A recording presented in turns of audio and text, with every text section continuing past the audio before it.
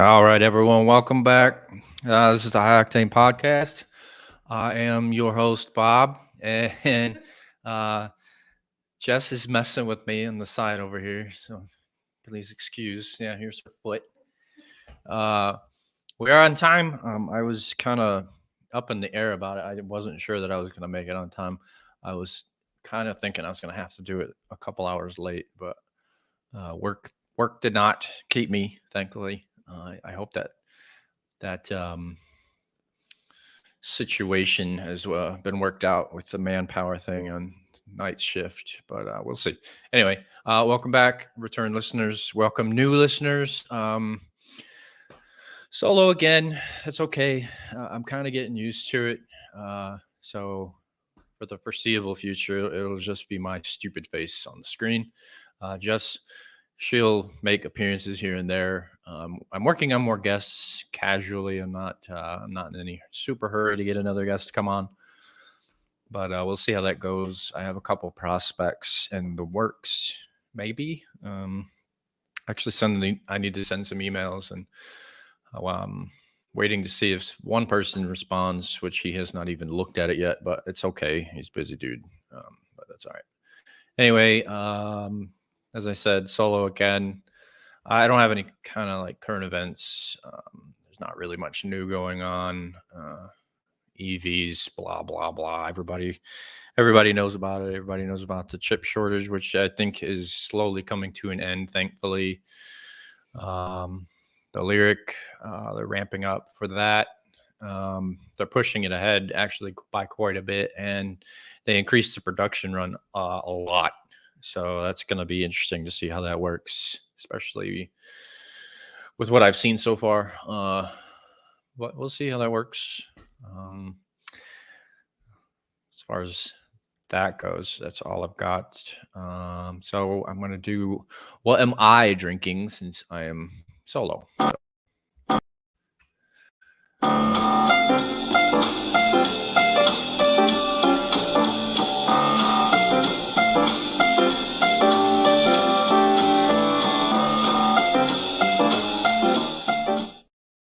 Sorry, I kind of screwed that graphic up a couple times. So I had to double click it. I did not, but that's gonna whatever. It's fine. So back on my gin kick for those that care. I picked up something local. It is called Southern Gin, and it is from Franklin Distillery, which is oddly enough, it is not from Franklin. It is Franklin Distillery is in Nashville. So it's kind of strange they would call it that, but that's what I'm drinking. 44%, 88 proof. Not bad. It's not the best gin I've ever had, especially for the money. It's a little bit on the expensive side at $44.99 a bottle. But you know, it's local, so cheers. Don't drink and drive. Okay, so that's going to do it for the drinking part, the funnest part of this thing for me, anyway. I don't know what's fun for you guys, but real quick, everyone knows that I bought a Camaro, but I bought a couple things for it, and they came in yesterday and today, so I'm pretty excited about it. One thing isn't overly special. You guys aren't going to be like woohooing for it. I bought some floor mats. I didn't have any when I bought it, so I bought some floor mats. They're really nice. They're actually on the floor behind me, but I'm not going to pick them up and show them to you because they're floor mats. Also, I bought a Borla exhaust kit, and I'm very, very excited to get that put on and hear how it sounds.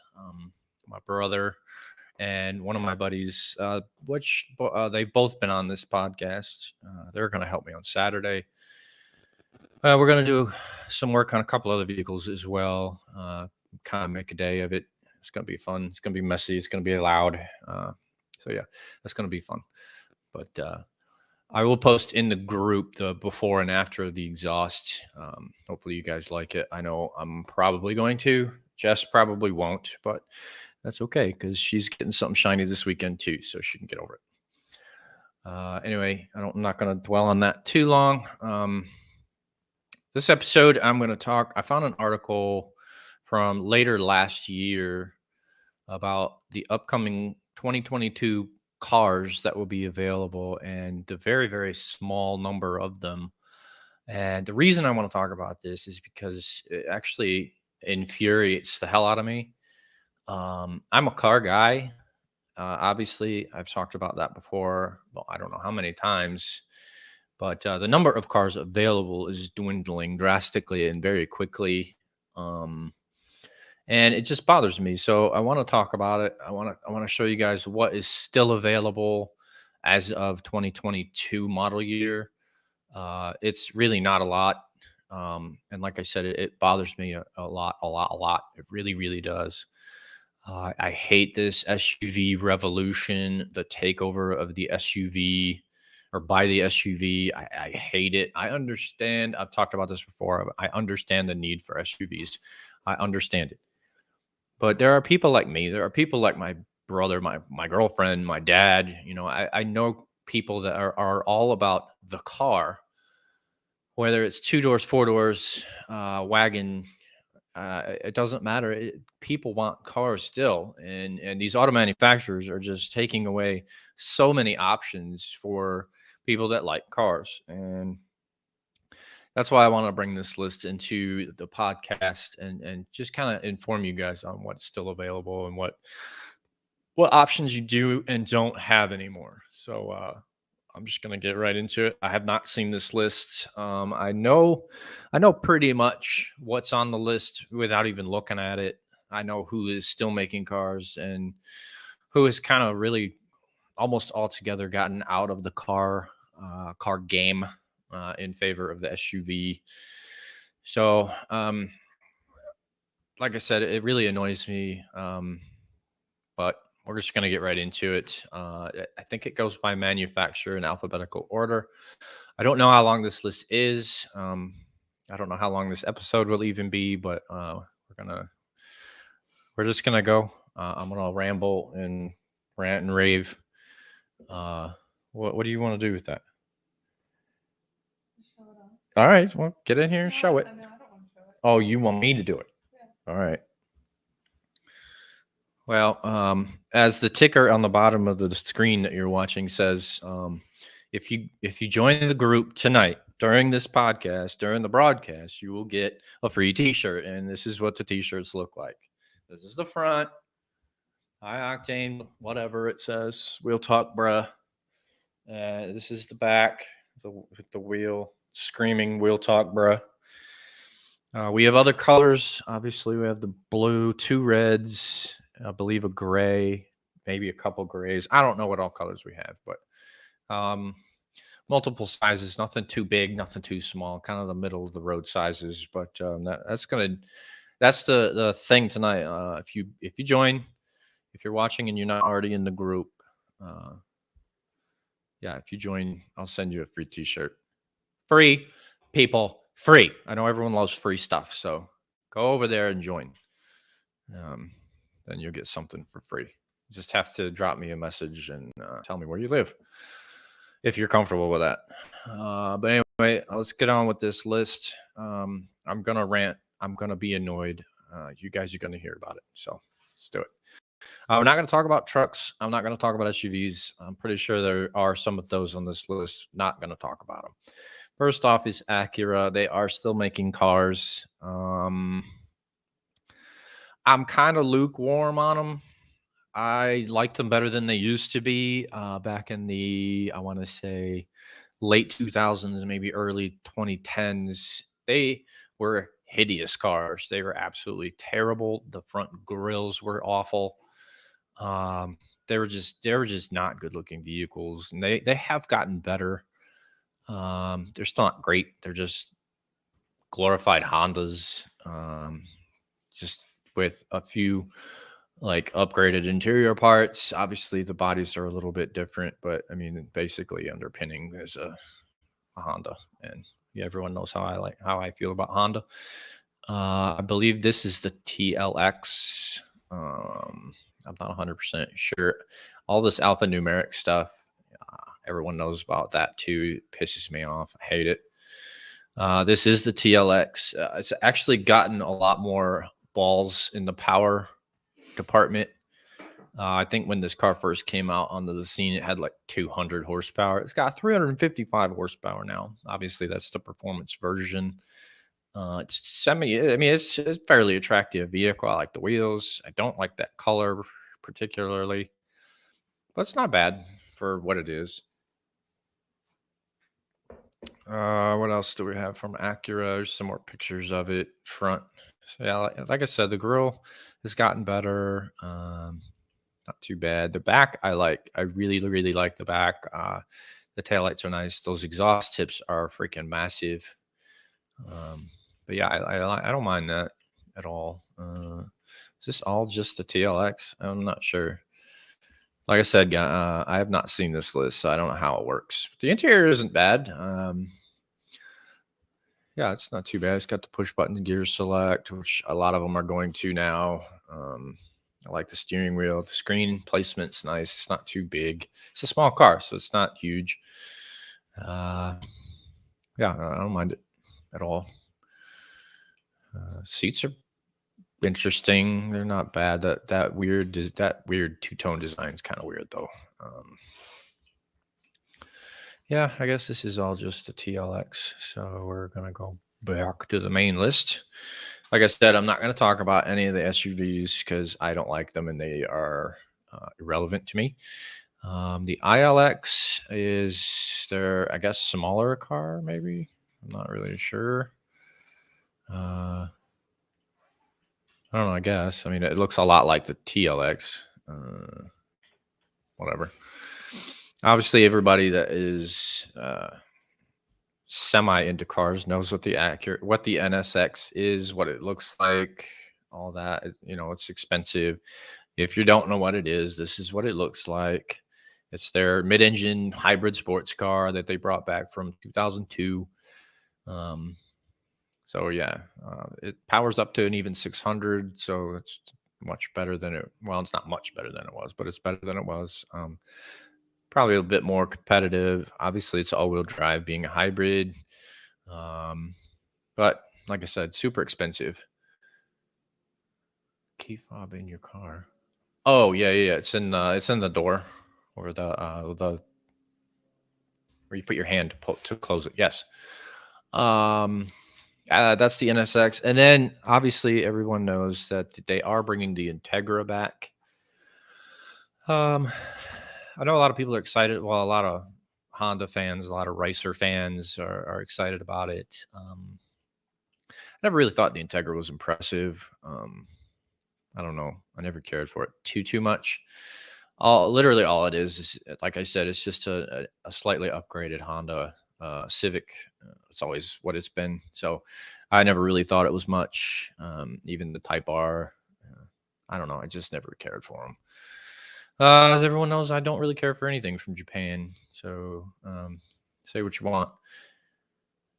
I don't know what that is there, Gary.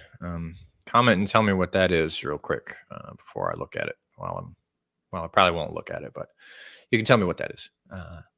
Yeah, let me know. And next up is Alfa Romeo. I know Alfa doesn't have a huge presence in this country. Hasn't for a while, which is kind of a shame. I kind of always liked Alfa Romeo. But I think their main issue is branding and their I know my buddy Brian isn't going to like this, but them being affiliated with a shit brand like Chrysler, I think they've kind of come down to their level instead of elevating them to their level. I don't know. I could be completely wrong about that, but I think I've always thought Chrysler was garbage. They had the 4C.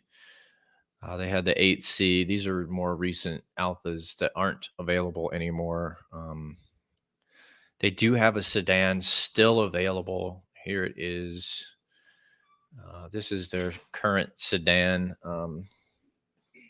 I like it. I actually considered buying one before I got the Camaro, but I wanted a Quadrifoglio, which is the V6 version, but I couldn't find any for less than 50 grand, and I just couldn't afford it.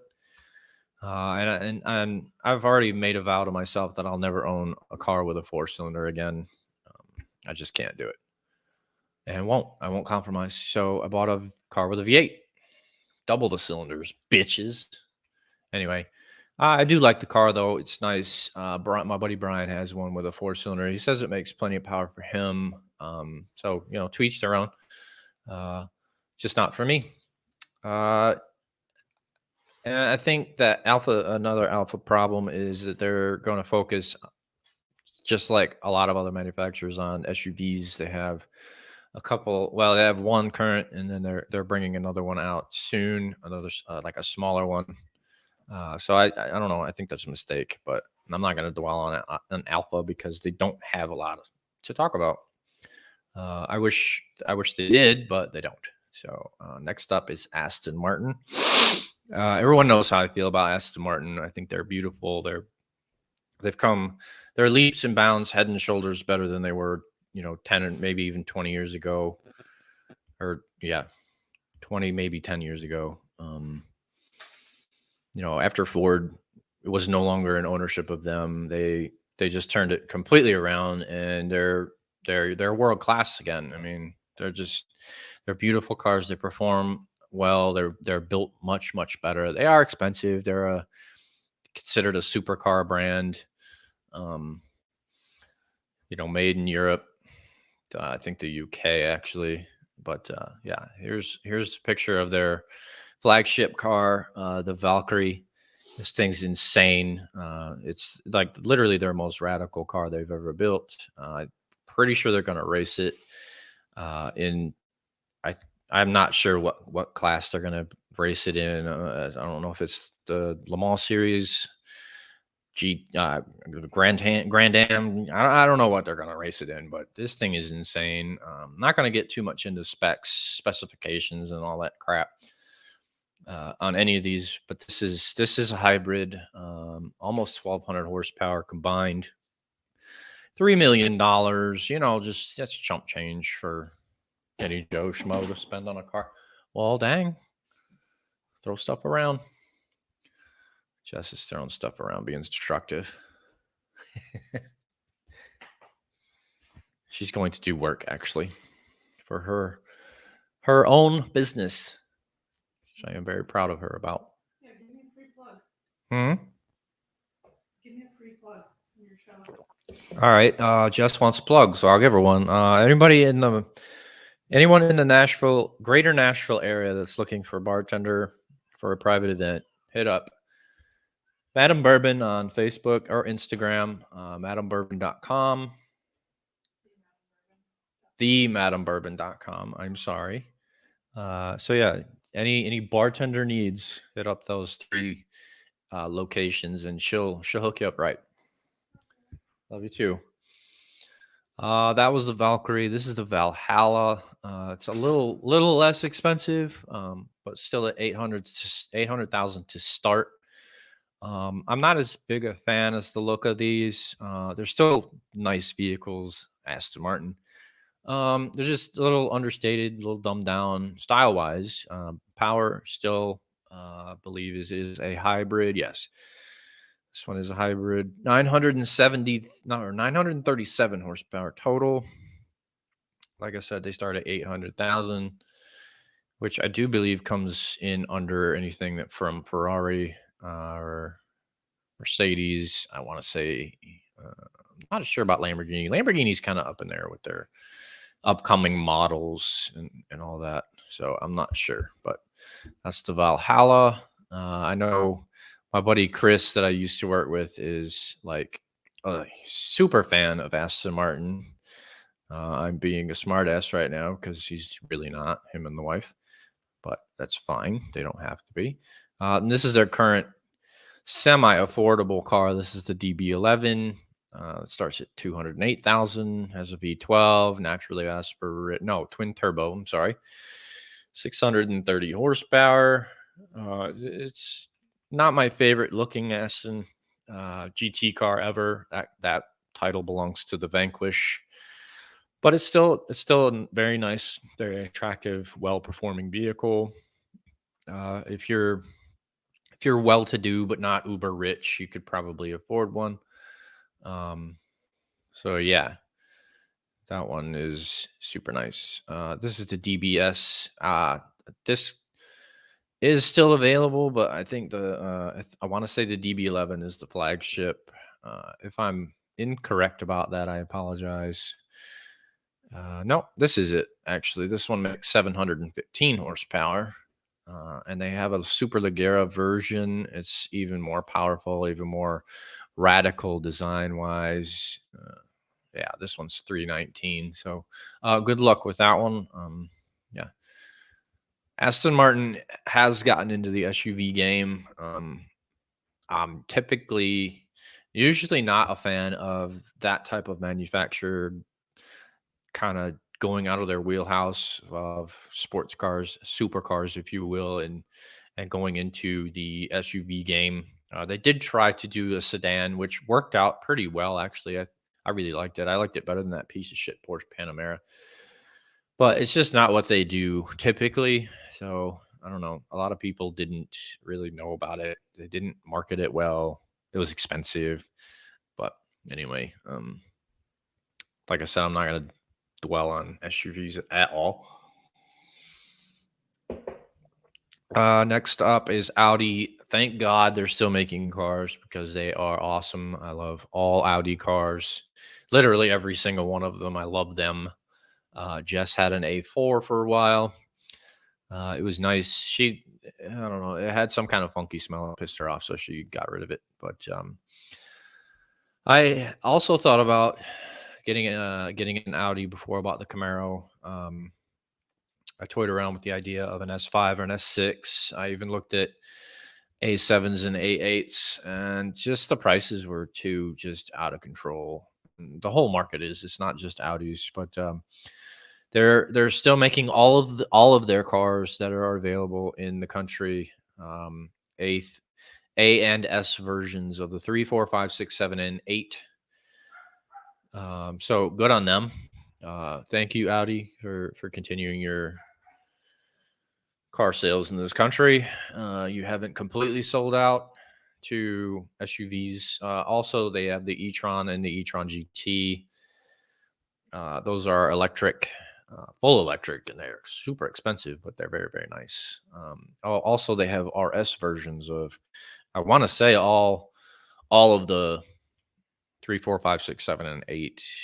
Maybe not the 8, but all the other ones, I'm pretty sure they have an RS version of, which is like the Uber version, whatever the hell you want to call them. Also, the R8 is their supercar. This is it right here. It comes in coupe and convertible form. Starts at 150,000. For the grand scheme of things, it's not too terribly bad. It competes with the likes of Lamborghini, Porsche, McLaren, Ferrari, even Aston Martin. So I don't really particularly like the updated version look-wise, but what do I know? I'm just a regular dude that talks shit about cars once a week. So whatever. What else was I gonna say? Let's see. What you're looking at here, this is the S3, I want to say. It's their smallest car that they have available here. And, they go up in size from there, obviously. Not going to talk about SUVs. Here's the e-tron GT, their electric sedan. Like I said, it's very, very nice. Starts at 104. Goes up to about 180, maybe even closer to 200. But, I mean, if you can afford it, I would go here. I wouldn't go Tesla. I wouldn't go Porsche, Taycan. Of everything else available, car wise, I know manufacturers are, more focused on SUVs and trucks at the moment, electric wise. But of the cars that are available, I would go with this if you can afford it. The interior's nicer than anything else available, especially the fucking Teslas. Tesla has garbage interiors. I don't care what anyone wants to say. Yes, it's the most expensive. Well, one of the most expensive. That Mercedes EQS is just ridiculous, and it's not. I don't think it's attractive. I don't like the interior. Nothing about it. The Taycan's fine. It's a full electric vehicle, but they call it a Turbo S, so I don't really know how that works. But anyway, I'm not going to dwell on it because we're talking about Audi right now. I'm pretty sure Porsche will be on this list. Other than that, there are no other cars available. Like I said, I'm not gonna dwell on stats, numbers, all that nonsense. I'm just talking about what's available and some other information here and there. All right, that does it for Audi. Wow, the RS3 has 401 horsepower out of a 5-cylinder. That's insane. Good on them. BMW is next, another German manufacturer that's still on board with cars, even though they're ugly as shit. Just look at that front end. That grill is just garbage. They have caught so much hell for those grills. Enough, in fact, that they've gone back to the not so tall pig nose grills. Thank God. I mean, doesn't matter. I'm not buying one. Jess has one, but no, not going to be buying a BMW like ever. Although I did look at them. There are some decent ones out there, but I'm just not a BMW guy, and I don't want to be labeled an asshole, even though I am. Um, uh, I don't know. They're changing all the names of them to whatever I 70,000, whatever the hell nonsense, because they're all in the transition phase to electric. So it's still going to be pretty much the same scheme. There's going to be a 2, a 3, a 4, a 5, blah blah blah. But they are all making the transition to electric. As it says here, the i4, which is replacing the i3. Thank Christ, because that thing was terrible. 335 horsepower, 300-mile range. Then I guess there's an M50 with all-wheel drive, 245-mile range, 536 horsepower. I assume that's going to be a bigger car. I'm not going to talk about the SUV that they have in here because screw that. Still going to do the 2 Series as I believe an internal combustion. Yeah. That one's not making this transition yet. M3 and M4's not making the transition just yet. M5 also still gasoline powered. So I think the bigger ones are going to stay internal combustion for a little while until the technology gets better, the charge times come down, maybe the technology becomes more affordable. So yeah, that's a good thing, I guess, for douchebag BMW owners, buyers, drivers, whatever you want to call them. I'm not sorry for that, by the way.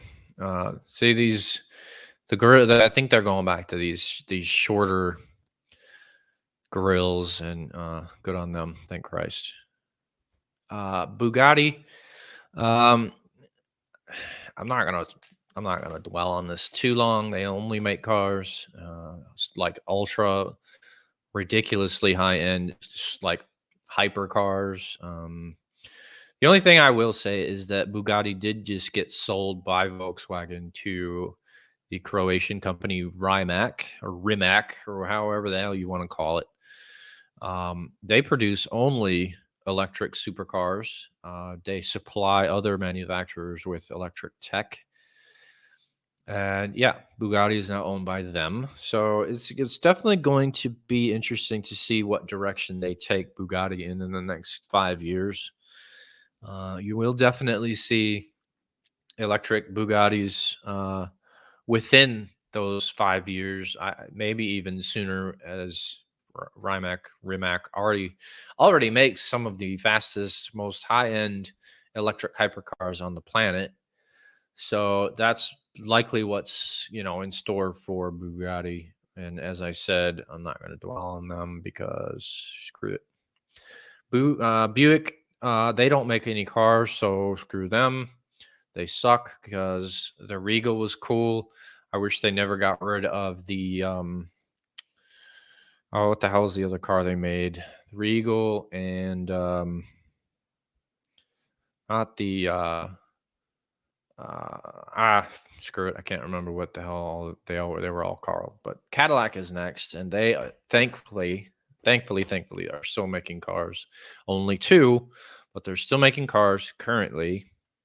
The CT4 and the CT5. They are direct replacements for the ATS and the CTS.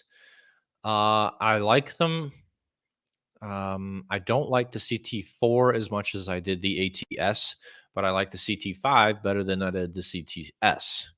So it's kind of backwards, I guess. But I don't know. I like the look of the ATS better than the CT4, and I like this look of the CT5 better than I did the CTS. I know it doesn't really make a whole lot of sense because the CT4 and the CT5 look very, very similar, and I'm going to show you pictures of both now. Okay, so this is the CT4. This is a smaller sedan, only in sedan form. Both cars, they do not make a coupe of either, which I think is a mistake, but the architecture may not really support a coupe. But this is the CT4. So take that front end and absorb it. And then this is the CT5. Now, it's not a very good picture. Let me see if there's a front shot of it. There's not, unfortunately. Well, you get the gist. They look very similar. There are differences in the headlights. Even the proportions aren't crazy. There's just not a lot of difference in the look. If you're a well-rounded car guy, you'd be able to tell at a glance. Obviously, what you're looking at are this is the CT5V Blackwing, the top of the line flagship Cadillac vehicle. It's the most expensive. It's the most powerful. It's the best performing. It has 668 horsepower. I'm not sure about torque. Obviously, with everything else it goes up against, it's the cheapest by quite a bit, almost $9,000. So, if you're in the market, go to a Cadillac dealership, try to drive one if they have one, if you can even get your hands on one, and seriously consider it because it is a bargain performance sedan, and the CT4 Blackwing also performs really, really well. It makes good horsepower at 472 out of a twin turbo V6. It goes up against a lot of more expensive vehicles by another. Well, the Mercedes is only not even $2,000 more expensive, but it outperforms the Mercedes by a lot. It looks better than the Mercedes, and you're not going to be considered a douchebag for driving it. So strong consideration to the Cadillacs. Those, like I said, those are the only two cars they make anymore. They don't have a big giant sedan that they do anymore, which I'm pretty sure that's going to change pretty soon once they switch over to full electric. Which is going to be soon. They want to make that transition in no more than 3 years. Cadillac wants to be full electric by then. One SUV I will talk about very, very quickly is the Escalade V Series. I don't know if no, it's not on the list. I can't even click on it. Well, yeah, I can right here. That's their spy photos. This is bullshit. Yeah, there's no non-spy photos to click on, and I don't want to Google it. But the Escalade V Series uses the same engine in the CT5V Blackwing, the supercharged 6.2, 668 horsepower. I think it's a mistake. I've talked about this before, and I will say it again. I think it's a mistake that they discontinued the LT5 from the C7 Corvette ZR1.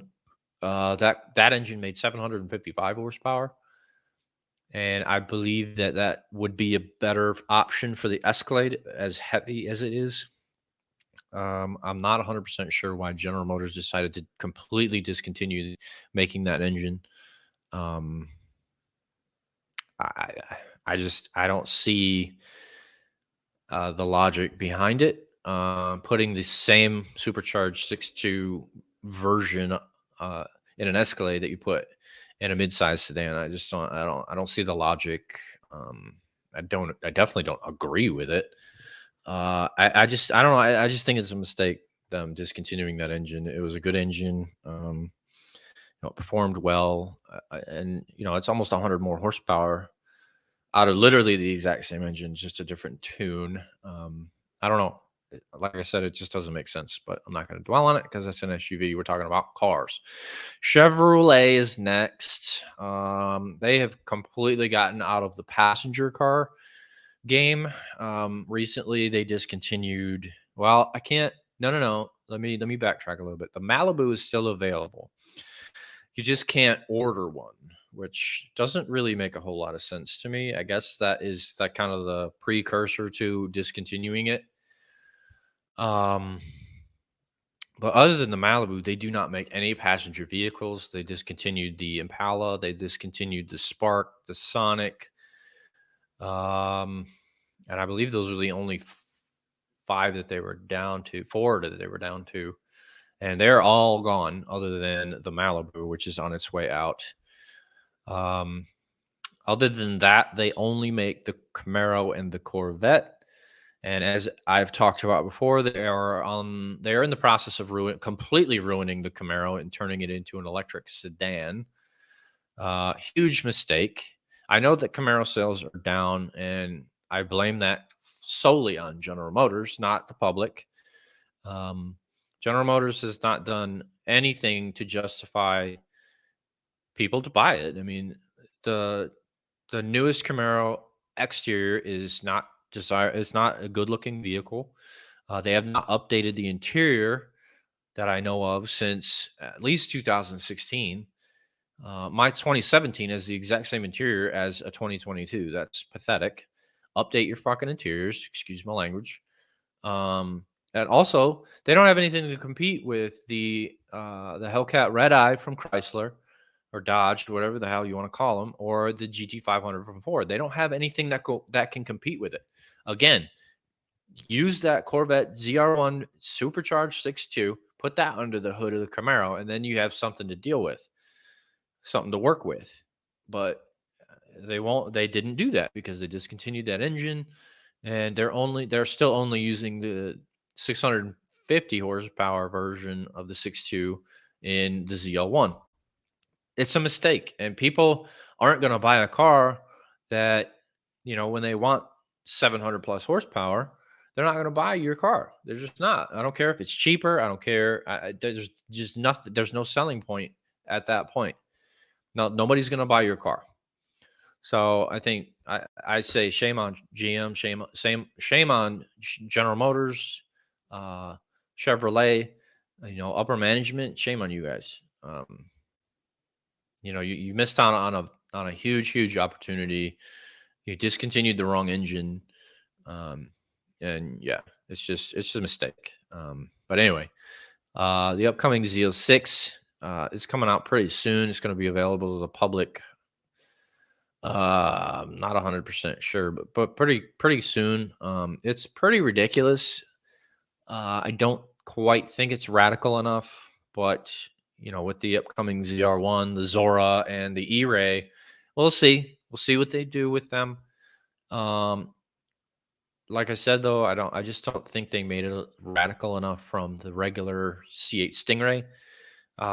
They do have this crazy, weird design spoiler, the carbon fiber body kit underneath.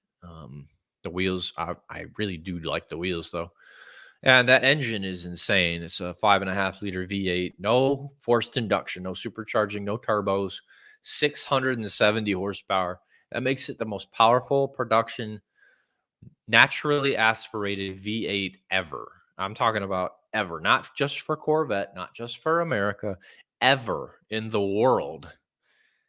And that is owned by Corvette. And I think that's really cool. So kudos to them on that. Again, I think they made a mistake with the Camaro, but what do I know? Again, I'm just a peon that builds them. This article was This article came from late 2021, so it still says Malibu, Spark, and Camaro. Spark is gone, and the Malibu's on its way out. So not gonna super dwell on it. I will show you the Malibu since it is still available. Currently, you just can't order it. So this is the Malibu. It's dated. Definitely. Oh, excuse me. 3 10-hour days. I'm tired. It could use an update look wise, but they're not going to do that since they're discontinuing it. So it'll be a waste of time. Chrysler, they suck. I'm not going to dwell on this for very long. They still do the 300. That's the only car that they make. This one again, it's very, very dated. It's never since it's been this body style, it's never been updated. So yeah, it's just it's old, very old in the or long in the tooth is the saying. It could desperately use an update. Has a V6, has a V8. There's no SRT version, I don't believe anymore. It is the second cheapest in its class, I guess, only to the Charger. So, I mean, that's not saying much, but I don't know. I've never cared for the 300 ever, really. It's not the worst vehicle ever, I guess, but I actually, yeah, no, it's not. That title belonged to the 200 from Chrysler. Well, modern Chryslers anyway. They've made shittier vehicles, obviously, but Dodge is next. They only have the Charger and the Challenger. I don't care for the Charger. My buddy has one. His is a Scat Pack. It's fine. It's nice. You know, if I was going to own a Charger, that would be the only one I would want. That or the Hellcat, obviously, because who wouldn't want 700 plus horsepower? That any car guy anyway. And the Challenger, it hasn't been up. I mean, it's really never been updated look wise. All they keep doing is shoving different engines underneath it. I mean, update the look of it for fuck's sake. It literally looked the exact same since 2010 when they brought it back. So I just don't understand why people are still buying literally a 12-year-old vehicle that looked the exact same 12 years ago. Update the look of the car. I mean, you don't have to dramatically redesign it completely. Just update it. They've done subtle updates with the headlights, the taillights, blah blah blah. But I mean, it's still the exact same car. It's just kind of annoying that people are still buying it. I don't know. Here's the Charger. If you guys don't know, anyone watching outside the country, maybe. There's the Charger. I don't care for it. I don't know. It's just strange looking vehicle to me. Charger was never a four-door car anyway, so shame on Dodge for doing that. But whatever. Ferrari, obviously, they still make cars. I don't think they'll ever get out of the car game.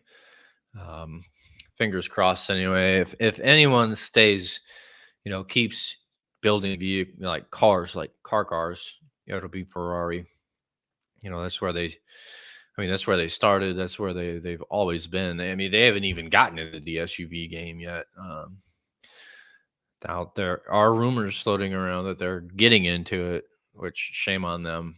But this is their new entry level, if you want to call it that, vehicle 296 GTB. I'm not a super fan of it. I think it is just kind of for Ferrari, kind of plain. I don't know. I just don't care for it. It's really weird. Not to mention it's a V6 hybrid powertrain. Obviously it does make really good power being a hybrid and a turbocharged V6, 819 horsepower. Technology's just gotten way out of hand in a good way, obviously, but it's just crazy what they can do with technology now. Let's see, what else do we have? Wait, I think I got that mixed up. No, I got that right. Portofino. That's what. No, this is their end. No. 296 might be their entry level. Yeah, this is the entry level. The Portofino, I think, is taking it's replacing the what used to be the Ferrari California, I want to say, but this is much more expensive than that. So I don't know how that replaces it. But this is the F8. This is replacing the I want to say the 488 as their like. It's probably going to be their more popular higher end vehicle. It's not the highest of the high, but this is the 812. This is when you're getting into big money. It's 410 to start. The SF90. This is a hybrid, I want to say. About 500,000. Yeah. Makes over 900 horsepower, almost 1,000 actually. The Roma, I'm definitely not a fan of this. I think it is hideous. That front end is just bad. This comes in between that. Actually, this is their cheapest car. So this might be that I think is the replacement for the Ferrari California and whatever the hell else came after that. I can't remember what all they freaking keep coming out with. Fiat sucks. Not gonna dwell. Ford. I'm pretty sure they only make the Mustang now. I don't think they make any other cars. Which shame on Ford for that. Shame. I've talked about the Mustang in prior episodes. Everyone knows how I feel about them. They have come a long way. Obviously, they perform much better. The 5.0 is definitely come a long way. And the 5 liter in supercharged form and this GT500 now makes 760 horsepower, which is incredibly insane. So I mean, I don't know. I don't know what they're thinking about in only making the Mustang.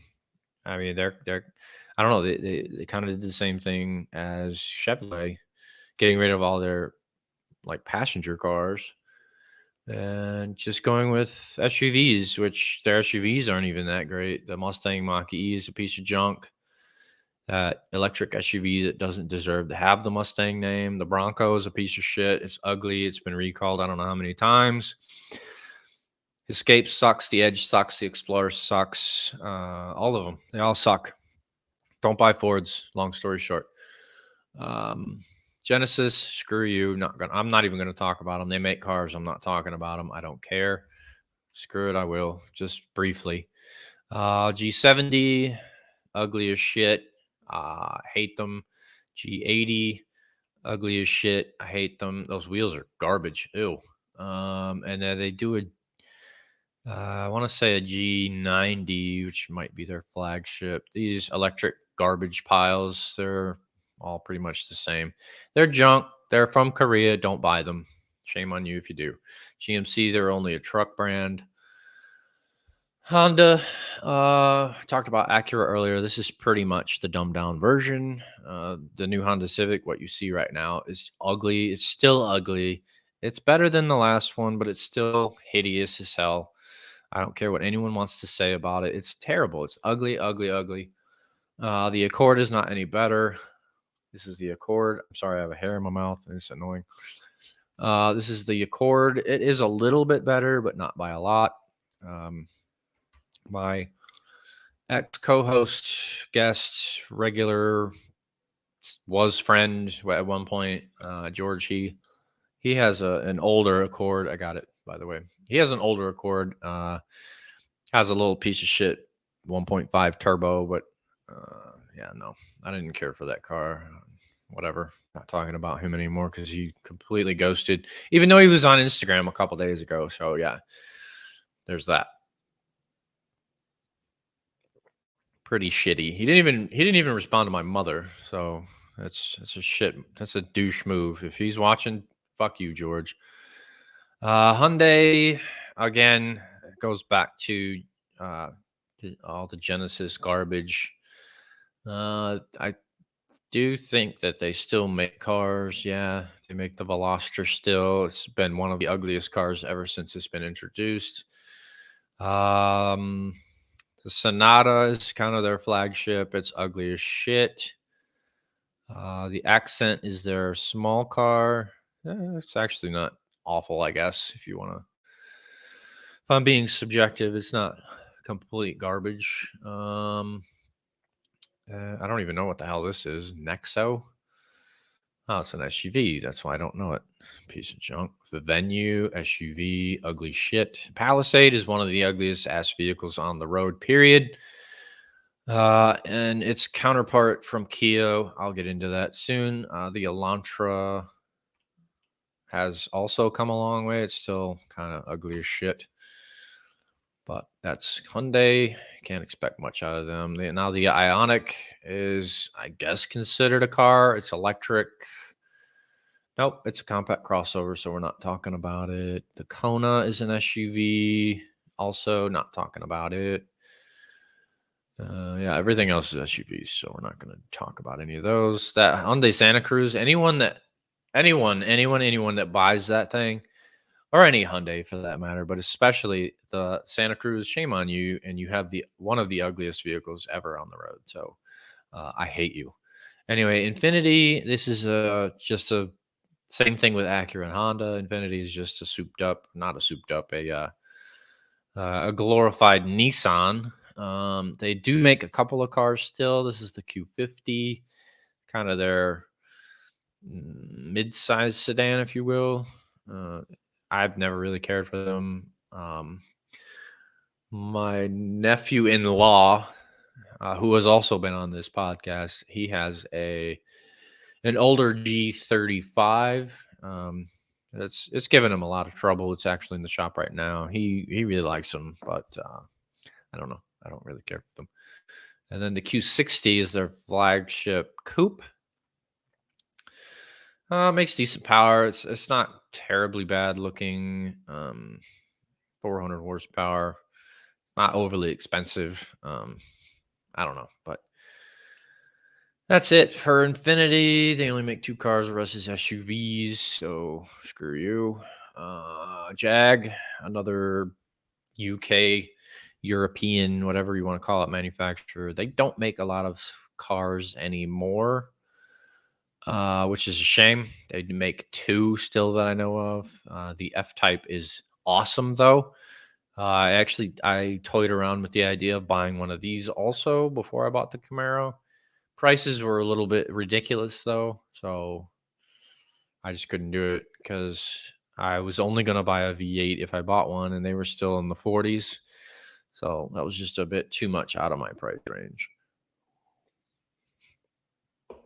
But I really do like it. It's a really good looking car, and I actually haven't seen the 2022 yet. And this is a 23, but whatever. I don't care for the redesigned headlights. They're just too. I don't know. I don't like them. And then the XF sedan, which is their like mid-size sedan. I've always liked this car. It's very well designed. The interior is well appointed. Makes decent power. They're not crazy expensive. They come in well under everything else that it goes up against. Even that junk ass Genesis G80 is more expensive, which ew. But here's a couple other pictures of it, different angles. There's the interior. I love the interior of it. It's super clean.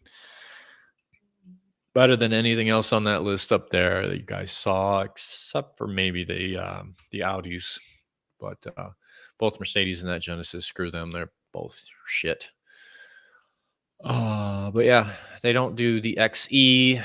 I'm pretty sure that the XJ has been put on hold.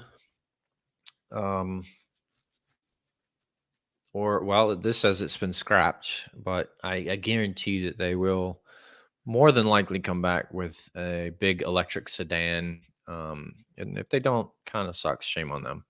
Everything else is SUVs, so I'm not going to talk about them. Lincoln, no, this is Jeep. Jeep is an SUV only brand, and I'm just going to say this right now. I saw one of these Jeep Wagoneers in person for the first time the other day here in Franklin, and it's ugly as hell. I hate them. They're monstrosities and they are ugly. I can't hate on the interior, but the outside is terrible. Don't ever buy one, please. Thank you. Karma is what Fisker used to be.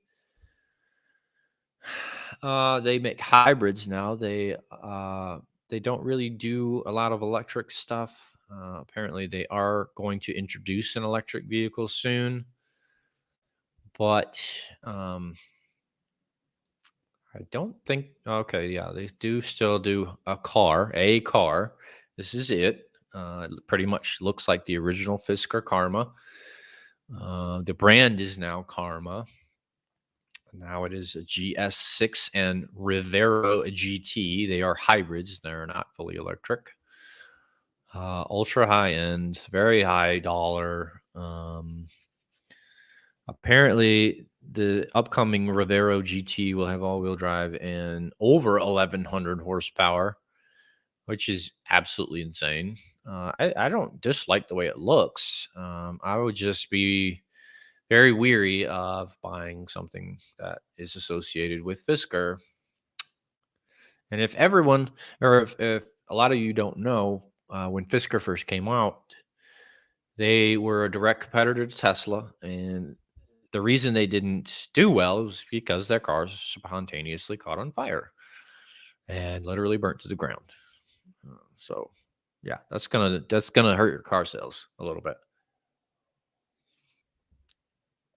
But the ranges aren't good. The GS6 plug-in hybrid. That's not the Rivero GT. It only goes 61 miles on battery only and just over 300 on gas. So it's not very good. But that's going to do it for Karma. That's the only thing they make right now. I do know that they're coming out with an SUV soon, but I'm not going to talk about that. Kia is next. Everyone knows my taste or my opinion of Kia. I think they are complete garbage, along with Hyundai, along with Genesis, along with anything from Korea for that matter. I don't care what any expert wants to say. We can argue for days. You'll never convince me that anything good comes from Korea. I know that. Well, okay. There is literally one exception to what I just said, and it is the Stinger sedan. This is it. That's the Stinger, the most recent one, and it's only the GT. I've not driven one, but I have sat in one. I very much like the interior. Actually, it's very well put together. It's attractive. It's just a nice place to be. The seats are nice. They're supportive. I know that the Stinger GT performs well. It makes 368 horsepower out of a twin turbo V6. All-wheel drive is available. It's just a. That's. I mean, I really hate myself for saying this, but it is a nice looking vehicle. It's well put together. Yeah, I like it. But other than that, the Kia Forte sucks. I do not like it at all. The K5 is terrible. It's just terrible. The Kia Rio is never good. It's never gonna be good, and everything else is either small SUV or big SUV. They do make a minivan, and I'm going to say this right now, though. I said the Hyundai Palisade was one of the ugliest SUVs ever on the road, and this one goes along with it. This is Kia's counterpart to the Hyundai Palisade. This is the Kia Telluride, and I'm not sorry for saying this, and I never will be. This is literally one of the ugliest SUVs that has ever existed, and shame on you for ever wanting to even consider buying one. And if you bought one, I hope you drive it off a cliff. And I'm not sorry for saying that. Koenigsegg, again, just like Bugatti, they only make cars. I don't think Christian von Koenigsegg will ever cop out and lower himself to building an SUV. He's never even built a sedan. He just got into the 2+2 car game, which is a 4-seat car, 2 front, 2 back, with the Gamera. That's actually a really cool car. But the current flagship, is the Yesco, named after his father. This is it right here. Makes over 1,200 horsepower. Um, with this car, they're trying to break the top speed record once again. They're trying to break 300 for the world record, which no one has done yet. I know that Bugatti broke 300, but they didn't do it. They didn't do 2 passes and they didn't average those speeds. So it doesn't qualify for a world record, which it shouldn't anyway, because that car was modified. Had it had slightly higher horsepower. It had other aero bits, had upgraded tires. It was not a stock vehicle at the time. You can now order it that way, but it was at the time not available to the public. And I believe for the world record to stand, it has to be available as is to the public. So Koenigsegg has owned the world record once with the Agera RS. That car averaged 278 miles per hour, and that was the world record at the time. SSC has since broken that. I believe that they averaged 283. But the Yesco, what I just showed you, this car, they're going to try and break 300 miles an hour average for the world record. So we'll see how that goes. And then what I was just talking about, the Gamera, 4 seats, 1,670 horsepower out of a 3-cylinder engine, by the way. Actually, I think I might be wrong with that. Wrong about that. Am I wrong about that? I know it's a hybrid. Yeah, it does have a 3-cylinder engine. Turbocharged 3-cylinder engine, 2 liters, and 3 electric motors, and it makes 1,677 horsepower and over 25 foot-pounds of torque. That is incredibly insane, especially since it has 4 seats. Now, what's interesting about this car is it's still just a 2-door car. Now, I'm going to show you how the doors work. Also, I just double clicked. All right. So this is a better picture of the car. This is what the car actually looks like. It's a very, very beautiful vehicle. I love the way it looks. The wheels are nice. Just the overall design is super nice. Here, let me show you. There better be a picture. Okay, here's the doors. You can access the front and rear seats easily through 2 doors. They're just super freaking huge. The function of the doors is insane too, because they're not like Lambo doors. They're not scissor doors. They're not like the Enzo doors were. Kind of how they work is when they open out and up at the exact same time. So it's all one fluid motion, and it's actually really cool to watch the operation of the doors. Here's a picture of the interior, which is absolutely insane. Like full carbon fiber, the best of all the materials. It's just like, here's the dash and everything. It's just incredible, the amount of workmanship and the attention to detail. Like the carbon fibers is just incredible. I love it. $1.7 million though. Good luck with that one. Only 300 will be made, probably all sold already, so whatever. But that's Koenigsegg. They're a Swedish automaker, if no one knows, or if some of you don't know. Lamborghini, again, they literally just got into the SUV game, so we can talk about them. This is the last version of the Aventador before they go to at least hybrid. The Aventador has been around for a long time, actually, since I want to say 2012, if I'm guessing right.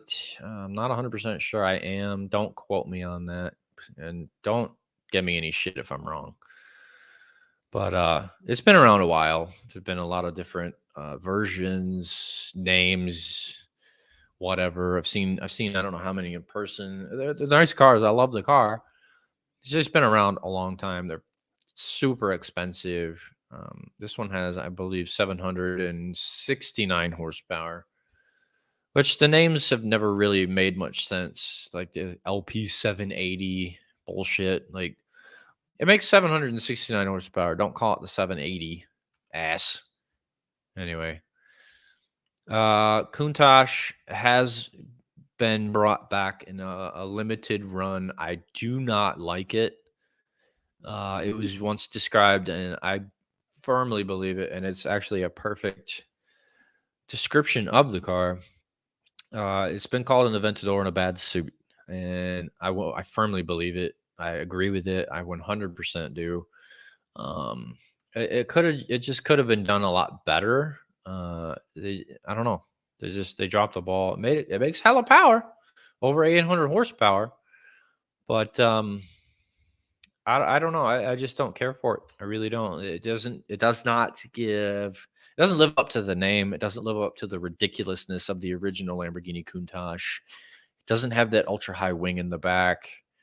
It just no, I don't like it. And it's $2.6 million. So that's a huge strike against it.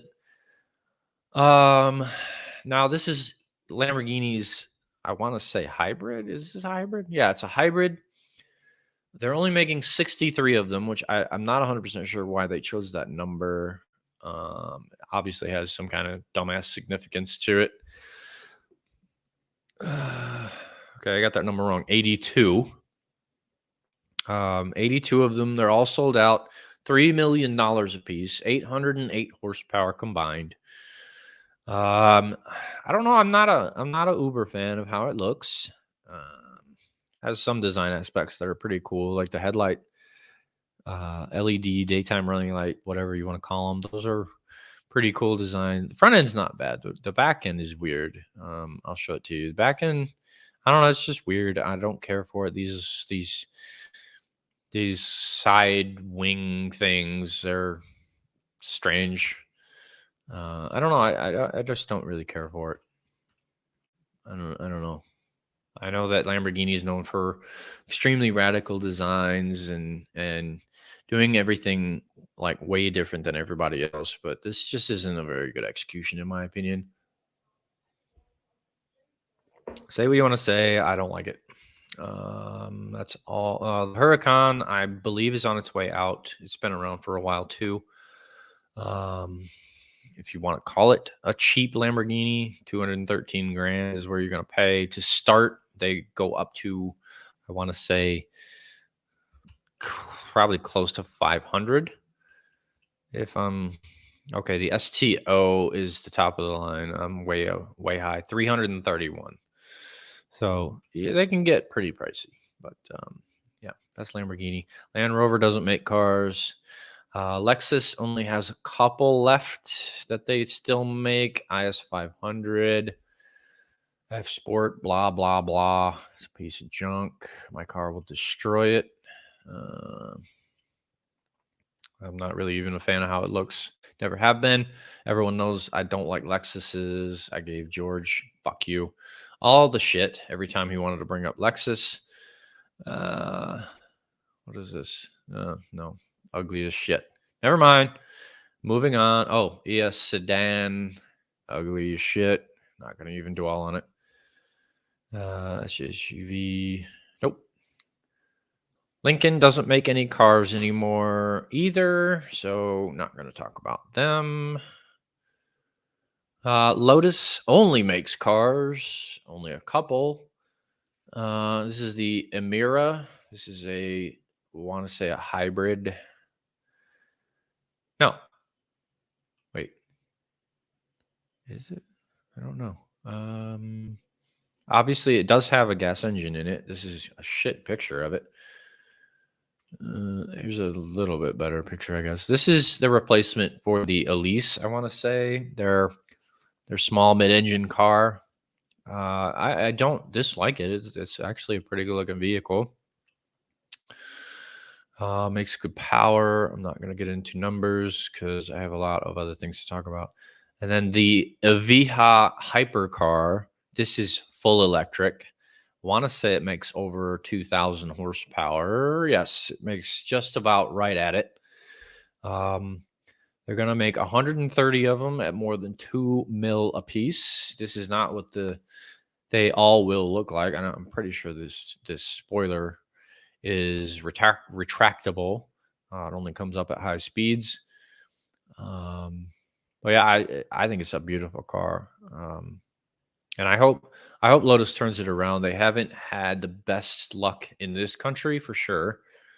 I don't know how many times they've changed hands. This car it's very ambitious though, at over $2 million per. Hopefully they sell them all before they even start building them. To just be able to, secure all that money and make sure that all of them will be sold. Maserati, they still make one, maybe two cars. Not sure that they still do the Gran Turismo. I don't think they do. They're coming out with a new car. Again, sorry. I'm just tired. Bear with me and forgive me. I'll talk about that last. The Ghibli has been around for a while. Don't buy this car. It's been on many lemon lists. It's just not a good car. It's not good looking. Doesn't perform very well. I don't. The interior is not great. Let me see if there's a picture of it. Now the seats are fine. Where? There's no picture of the dash. Shame on you, Carbon Driver. I don't know. It's just not a good looking vehicle, in my opinion. I thought the old Quattroporte was better looking, just to me. I don't know. I just never cared for this car, and like I said, it's on the lemon list. So don't buy that. This is the newest Quattroporte. I think this is a much better looking vehicle. It has been updated somewhat from the early 2000s to mid 2010s. I'm sure it's gotten a lot better. It's on the higher end price wise. Some of these cars do come in underneath it. I would go for the Audi R8 first, or the A8 first, but I don't mind the Quattroporte. I toyed around with buying an older one, when I was looking. Just the annual maintenance was what put me off of it. It was like 15 grand a year. It was like, no, absolutely not. That's insane. The interior is freaking nice though. Like that is a nice updated interior. What else was there? All right, the MC20. This is their new flagship mid-engine sports car. I'm not sure what platform it shares with Ferrari, but it has a 621 horsepower twin turbo V6, no hybrid. But an electric version is coming. Unfortunately, in my opinion, that is very unfortunate. They're very expensive. Only the McLaren GT is only $1,000 cheaper. So it is very, very expensive. I would go with the Aston Martin before I went with this. Easily. It's much better looking. Better pedigree. Way cheaper. But that's what I would do. But like I said, it's not a bad looking car. Maserati isn't really known for sports cars, in my opinion. I mean, I like the Gran Turismo. I think they have since discontinued it. They've made decent cars in the past. Obviously, they use Ferrari engines, Ferrari tech, all that. But I don't know. It wouldn't be my first choice in a mid-engine sports car. That's all I'm saying. And their SUVs are terrible. So Good thing I'm not talking about them. Mazda, they make nothing but junk. I'm not going to talk about them for very long. The Miata, obviously, I don't like it too much. It's okay, I guess. I don't know what this MX-30 is. Of course, it's an SUV. Screw you. The Mazda 3 is still around. I don't hate it. I don't love it. It's way too small. I guess they discontinued the Mazda 6. Shame on you. So they're doing the same thing as most other manufacturers. So we're gonna move on. McLaren only does cars. Awesome. The Artura is a hybrid. Their second foray into hybrid. First was the P1, which is insane and insanely expensive. This one makes a combined 671 horse, 3 seconds to 60. Probably going to be crazy expensive, $250,000 almost. What else? 720, the GT, and the Elva. The Elva is very impractical as it has no windshield, no roof, nothing like that. Not to mention it's almost $2 million. It does make a lot of power, but it's a very niche vehicle. Not a lot of people are going to be able to buy it or probably even want to. Pretty much all McLaren's cars look similar other than the Speedtail and the Senna.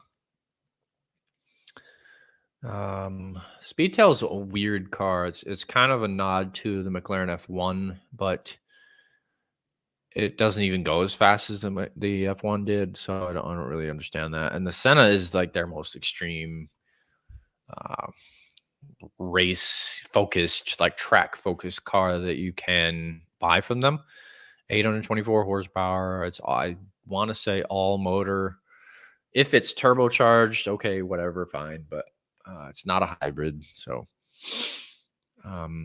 they're all sold though. So don't even try. Mercedes, they still make cars just like all the Germans do. C-Class, E-Class, S-Class. I want to say that's all. And all their different iterations. Obviously, they make a CL, a CLS, E-Class in wagon form also. I want to say they still do a wagon. And then they do an S, an SL, and an SLK. I want to say they still do. And they do a CLA also for this country, obviously. They do other versions and other classes in other countries, but we don't get them. This is the C class. It's just a basic bitch. Hasn't been changed in a while car. I don't really care for it other than AMG form. This is the SL, which is their 2-seat convertible. Never really been a huge fan, although I did consider, I tossed the idea of buying an AMG version around before I bought the Camaro. I know I keep bringing up the Camaro, but get over it. I like my car. They don't. Let me see. Do they have a picture of the S class? They do. This is the CLS. This is not the S class. This is the CLS class. I don't know. It's just different versions of the same flipping car, which is annoying. And they do have the AMG Coupe. Pretty wicked. I don't hate this car at all. Actually, it's a very, very good performing vehicle. It's a little expensive, but I don't know. Whatever. You have 831 horsepower under your hood. You don't tend to complain too much about the look of the car. I do, but most people wouldn't. Mini Cooper or Mini, they I don't know if I would really consider a lot of their cars. The Cooper S, yeah, that's a car. It's fine, small, 2 doors, coupe and convertible, blah blah blah. Everyone knows what the Mini Cooper is. They just started doing electric Coopers, so there's that. The Countryman is considered a smaller SUV. They also started doing four-door versions of their cars fairly recently. This is the Clubman. This is a sedan car, whatever you want to call it. Pretty ugly, if you ask me. I almost bought a Mini Cooper until the transmission showed me its true colors, and I jumped out of that car real quick. Thankfully, Mitsubishi doesn't do anything worth talking about. They're all shit. They're all ugly. They're all garbage. And shame on ACDC for selling out to them, because this is what Mitsubishi is using their song for. Ugh, this is just terrible. This is the ugly stepchild of the Hyundai Palisade. It looks exactly like it. It's ugly. Mitsubishi's just, they haven't been good in a long time. They completely ruined the Eclipse name. They discontinued the Lancer Evolution, and that's literally all they ever had going for them. And once they got rid of them, they went to complete shit. They just need to go out of business. Anyway, Nissan is next. The only thing worth talking about is the Nissan Z, which isn't even really worth talking about because, let's be honest, the front end looks like someone with Down syndrome. I don't care if you like that or not. Just look at it and try to argue that fact. That's not from me. That's coming from my brother. He came up with it. I agree with it. Terrible. The Altima hasn't been shit for a long time, and people that drive them are insane. The Sentra's garbage, always has been, always will be. I don't know that the Maxima's even still around. I guess it is. Don't have a picture of it, although I don't think it has changed. Everything else is an SUV other than the GTR, which still looks the exact same and is still not a GTR. It's not a Skyline. I'm sorry. It's not a Skyline. I just don't like it. I never have. I don't care how well it performs. I don't care how fast it is. People that drive them are douchebags. There you go. Pagani. I know a lot of you have never even heard of Pagani. They are another Italian automaker. They make literal works of art. Not the most powerful cars, but literal works of art. And I'm about to show you the last Huayra that they are going to make. This is it. I guess it was back in 2020. This is the last one that they made, apparently. $3.5 million. Here's some more pictures of it. It's a little bit of a rear profile. Let's see if they have this is part of the interior. Like, the interior is what's so special about these things. If you get a minute, just Google Pagani. This and the Huayra is not even the best looking vehicle they ever made. The Zonda, in my opinion, is the best car that they made ever. But I don't know. They're ultra high end, ultra high dollar. They're obviously not the fastest car ever, but they're beautiful vehicles. Polestar, they are Volvo's electric wing, if you will. They only do electric vehicles. That's actually not bad looking.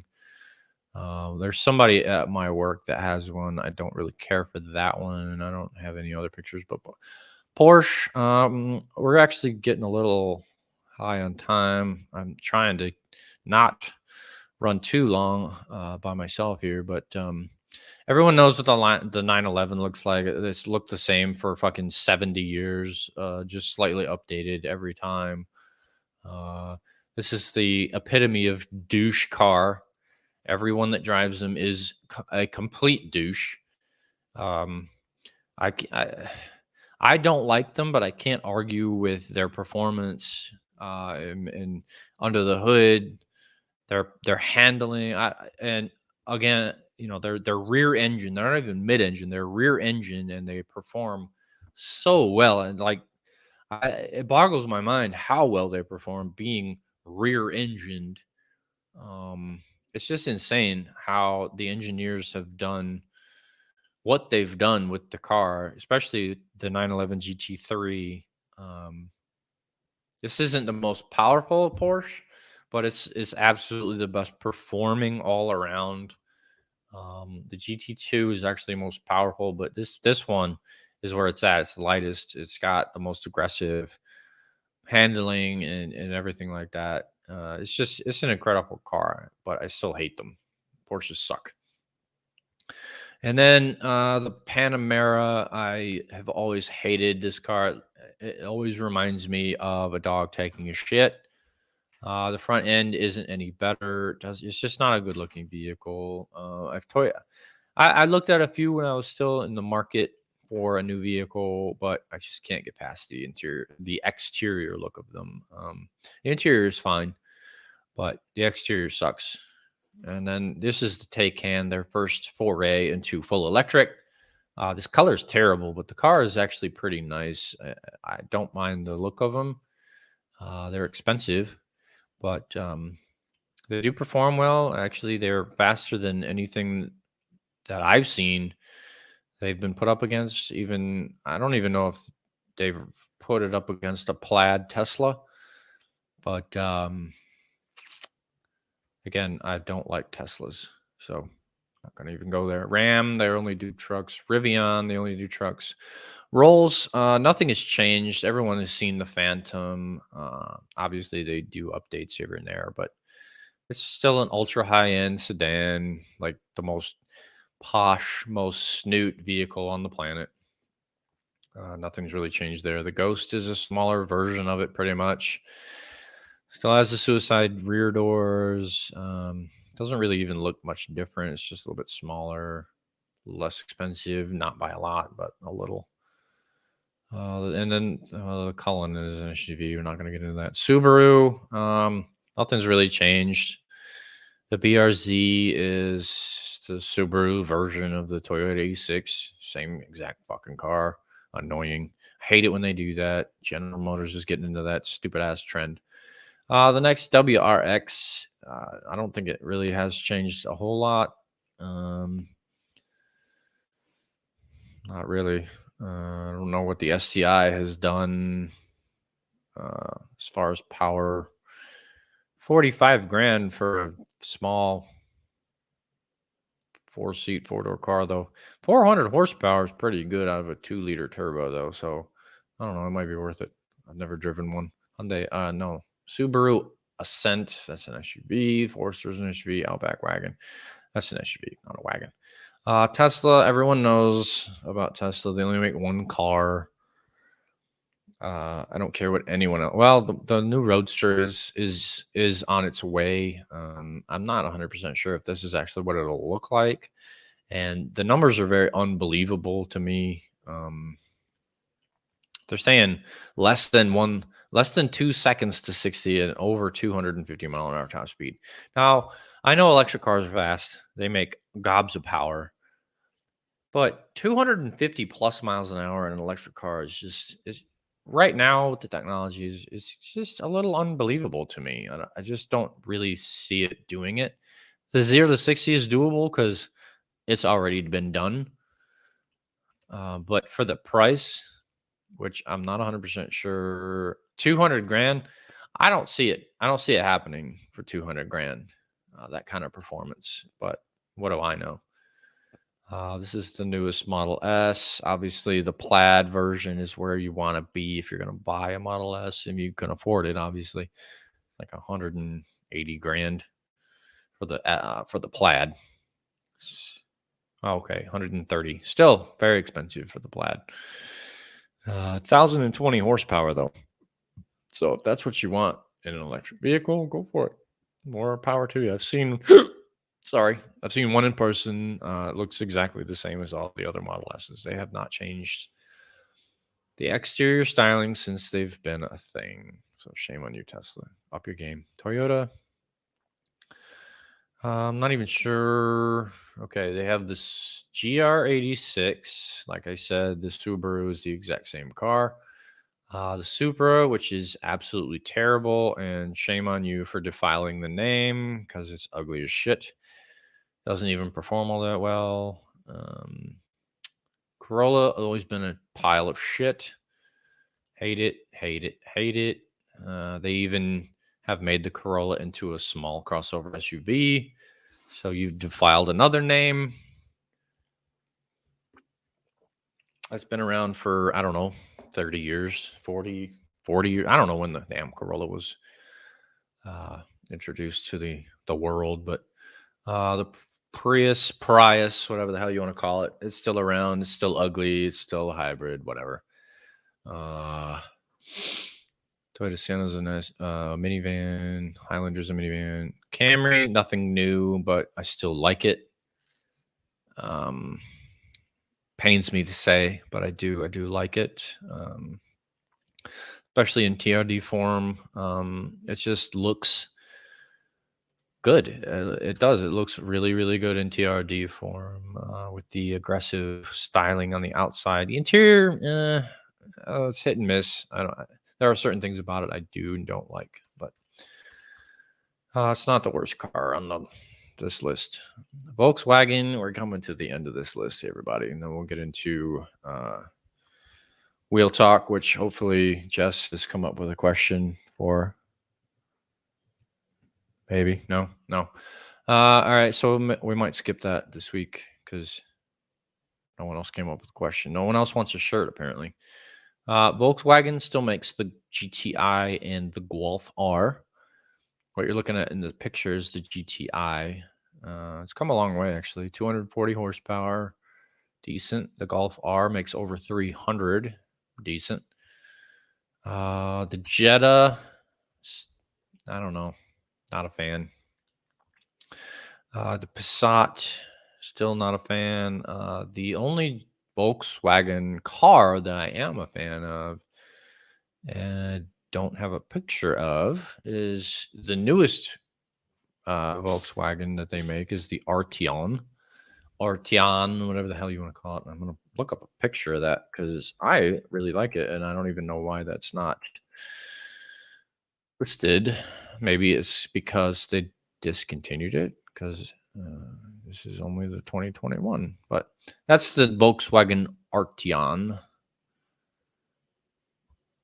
Seen it in person. I like it. But most of the not hot versions of whatever they are, they just don't make any power. So Volkswagen was out from go for me. Volvo, I'm not really sure. They make two cars. Two. No, three. I'm sorry. This is nope, that's an SUV. Never mind. They make no more wagons. Jess will be proud, happy about that. This is the S60, and I mean the S90 looks exactly the same. It's just a little bit bigger. So here you go. They make two cars. They look exactly the same. One's just bigger than the other. I do like both. The S90 obviously being my fave.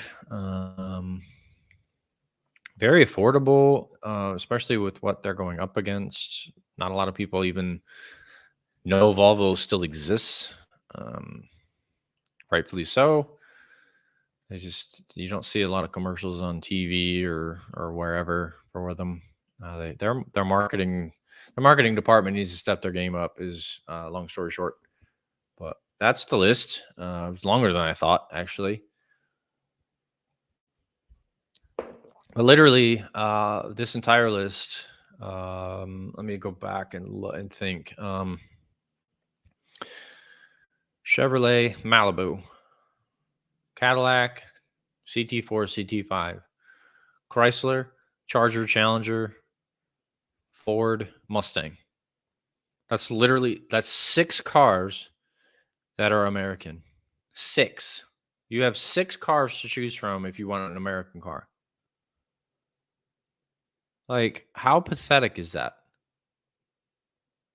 If unless you want to include Tesla in that, that's seven cars that you can choose built in America. That's, to me, infuriating. The whole SUV takeover of the automotive world in this country anyway. I know other countries have other cars. The Buick I was thinking of earlier was the Verano. I wish they never would have stopped making that. Um, the Cascada was cool. I wish they never would have discontinued Oldsmobile, Saturn. I wish they would have kept all those Pontiac. I wish they would have kept all of those, but um, that was post bankruptcy. General Motors, they ended up getting rid of a lot of their the brands that weren't selling great, I guess. I'm gonna turn this light down, everybody. Just bear with me. Kind of got a glare going on. My face looks really, really shiny, and I'm not that shiny. Thankfully, I don't know if that helped at all, but it is down. But anyway, that's gonna do it for that list. Like I said, I hope that was informative, maybe somewhat entertaining. I hope I got a chuckle out of some of you. I hope I pissed some of you off, actually, because I don't care. I really don't. Like I said, I do not have a Will Talk question. I can't ask myself a question. That would be cheating. Didn't have a guest, so what was hang on, I got a comment here. Just got the notification. What notification, Chris? You're like an hour 40 minutes late. What notification, bro? I don't know what you're talking about. Do you have a question for me? Can you ask a question?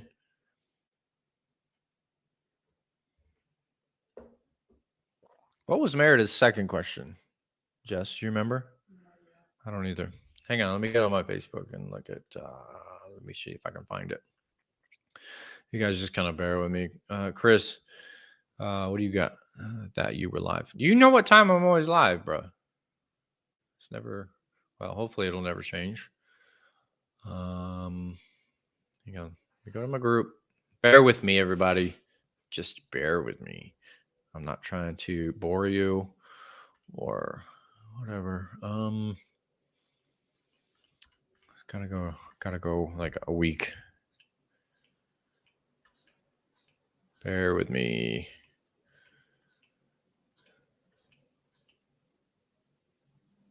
Is that February 24th? I'm looking, everybody. Hang on.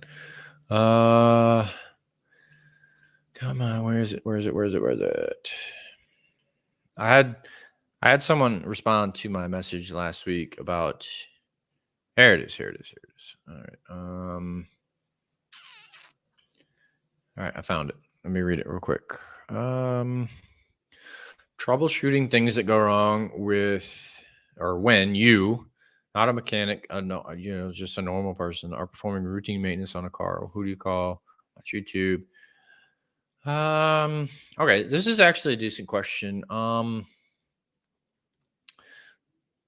Just start over. Yeah, I'm not gonna do that. So okay, troubleshooting a problem with your vehicle is actually the hardest part if you don't know what you're doing. Figuring out how to fix it actually nowadays isn't extremely difficult with all the resources online. And I know my buddy Brian posted a picture in the group not too long ago about certified YouTube mechanic. Honestly, I don't think YouTube is a bad tool to utilize. I know I've turned to YouTube quite a bit lately in the last few years in reference to things I'm not 100% sure how to fix or where things are or what tools I might need or whatever. So YouTube is actually a very, very useful tool. So if you're able to troubleshoot the problem and you're able to actually figure out what the problem is, my first go-to would be check to see how much the part that has gone bad costs. If you can afford it, order it. And if you're if you have the aptitude to work on your own vehicle to an extent, obviously you can't lift a vehicle, you can't take an engine out, you can't take a transmission out, whatever. But if you have the ability to fix what the problem is, definitely use YouTube as a resource. Definitely, definitely, definitely. If there are videos out there, use that. Um, like I said, I've used it successfully. I don't know how many times. So yeah, mechanics tools are very readily available. You could go to any hardware store, go to any auto parts store. Um, tools are very readily accessible. They're easy to come by. They're not overly expensive unless you need specialty tools. Exactly. Chris rebuilt his first engine watching YouTube. So there you go. YouTube's extremely useful. Get a lot done using YouTube. I've fixed Jess's car a couple times using YouTube. I fixed my own vehicles using YouTube. So yeah, I mean, one of the jobs we're going to do Saturdays on Jess's car, I use YouTube for it. YouTube's extremely, extremely, extremely useful. I don't care what anyone says. Let anyone talk shit about it. It doesn't matter. So yeah, if you're able to figure out the problem on your own or with the help of a friend, and you're able to locate a part for a relatively decent price, use YouTube. Absolutely, I recommend utilizing YouTube first. If you know a mechanic friend, ask them. I know I utilize both because I know both. I was a mechanic at one point in time. My father is very knowledgeable when it comes to fixing cars, so I have multiple avenues to use.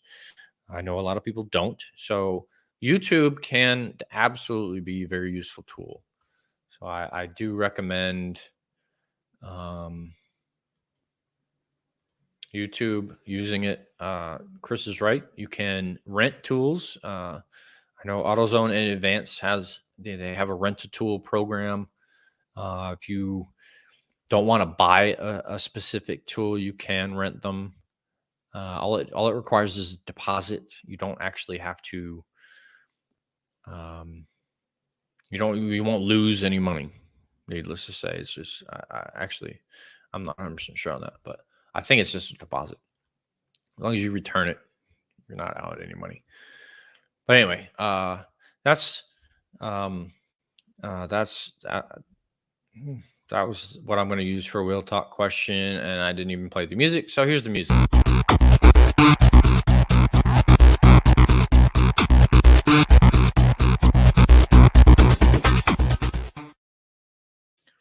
I know I did that 2 weeks in a row, but you got the music anyway. But you're lucky you got a wheel talk question anyway, because I'm by myself. But Meredith, if you're watching, I hope that answers your question thoroughly or satisfactorily. Everything you asked is I don't know. Put a cam in that new Camaro. I wouldn't be against that actually, but it's a decent amount of work. Cams aren't cheap. I'm not trying to get too into the engine, if at all. Maybe after it's paid off, if I get to that point. I've only paid off one car in my life, but Chris, I'll let you know on Saturday what the car sounds like after I put my new exhaust on because it's sitting in the hallway over here. I have a before cold start on my phone, and I'll get an after to compare. But I'll put that in the group. So that's gonna do it for this week, though. I'm gonna call it. We're actually pretty close to 2 hours. I did pretty good at that. I thought I was gonna run a little long, but didn't. So I'm glad of that. I got a Borla Axleback kit. It is their middle of the road kit. It's not their loudest, it's not their quietest, but I'm hoping it sounds good, not too loud. I know Jess is worried about it, so we'll see. But like I said, I'll put a video up in the group. But anyway, that's gonna do it for this week. I'm glad I got here and could do this on time. Didn't have to do it late, even though Chris was late, and my brother didn't even come on, which is kind of surprising, but it's all right. He's probably got shit going on. No big deal. Anyway, like I say, if you join the group during this broadcast, you get a free T-shirt. So shoot me a message, and I'll send that to you. Anyone else, if you want a T-shirt or a hat, they are still available. T-shirts are $20, hats are $25, or if you buy one of each, you get a discount of $5. Go join the group. Go join or subscribe to the YouTube channel. If any of you want to come on, let me know. I'm always taking guest requests. Anyone that wants to come on, you're welcome to join me. We'll banter back and forth. We'll talk all the shit. I don't care what country you're in, what language you speak. I'll wing it. Doesn't matter. But anyway, that's going to do it for this week. I will be back next week, hopefully with plenty of material. Need an XL. I don't know what you. I have XLs. You're not an XL, bro. You're skinny as shit. You don't need an XL. Anyway, next week I'll hopefully be back with some more material, better material. Maybe a guest. Who knows? Maybe Jess will come on. She feels a little froggy. We'll see. Anyway, what man? You don't need an XL shirt. You're skinny. Anyway, everybody have fun.